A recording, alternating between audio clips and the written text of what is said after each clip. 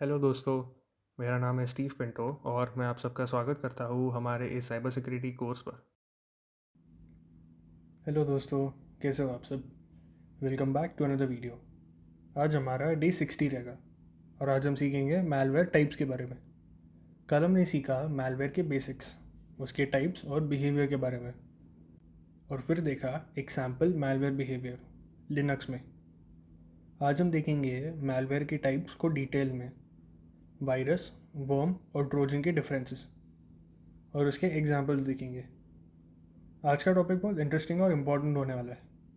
हम अक्सर किसी भी मैलवेयर को वायरस बोल देते हैं, लेकिन क्या आपको पता है कि वायरस, वर्म और ट्रोजन में ज़मीन आसमान का फ़र्क होता है?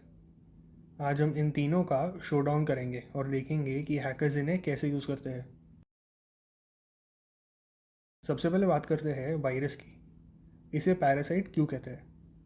क्योंकि ये खुद से कुछ नहीं कर सकता। इसे एक होस्ट फाइल चाहिए, जैसे कोई .exe या फिर .docx डॉक्यूमेंट। की पॉइंट याद रखिए, वायरस तब तक नहीं फैलेगा जब तक आप उस इन्फेक्टेड फाइल को डबल क्लिक करके ओपन नहीं करते। ये बिल्कुल एक बायोलॉजिकल वायरस की तरह है। जब तक आप सरफेस टच नहीं करोगे वो आपको इन्फेक्ट नहीं कर पाएगा। अब आते हैं सबसे खतरनाक मैलवेयर पर, वर्म। वर्म को किसी फाइल की ज़रूरत नहीं होती, ये स्टैंडअलोन सॉफ्टवेयर है। इसका सबसे बड़ा फीचर है ऑटोमेशन। ये आपके नेटवर्क वल्नरेबिलिटीज़ को ढूंढता है और एक कंप्यूटर से दूसरे कंप्यूटर पर खुद ही ट्रैवल करता है। अगर आपके नेटवर्क में कभी भी एक कंप्यूटर इन्फेक्टेड है, तो वर्म पूरे ऑफिस या पूरे घर के डिवाइसेस को मिनटों में इन्फेक्ट कर सकता है बिना किसी ह्यूमन क्लिक के। अब बात करते हैं सबसे धोखेबाज मैलवेयर की, ट्रोजन हॉर्स। इसका नाम एक पुरानी कहानी से आया है, जहाँ एक लड़की के घोड़े के अंदर सोल्जर्स छुपे थे।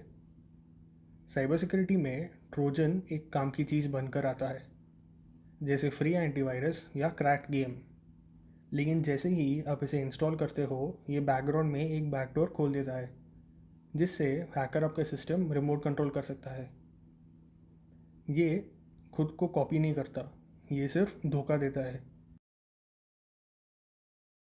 इस स्लाइड का स्क्रीनशॉट लीजिए, ये सबसे ज़्यादा पूछा जाने वाला है। सेल्फ रेप्लिकेशन सिर्फ वायरस और वर्म में होती है, ट्रोजन में नहीं। ह्यूमन एक्टिवेशन सिर्फ वायरस और ट्रोजन को चाहिए, वर्म को आपकी गलती की ज़रूरत नहीं है।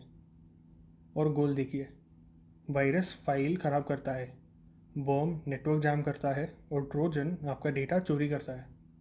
ये टेबल समझ गए तो समझो मैलवेयर बेसिक्स क्लियर। अब आप कैसे पहचानोगे?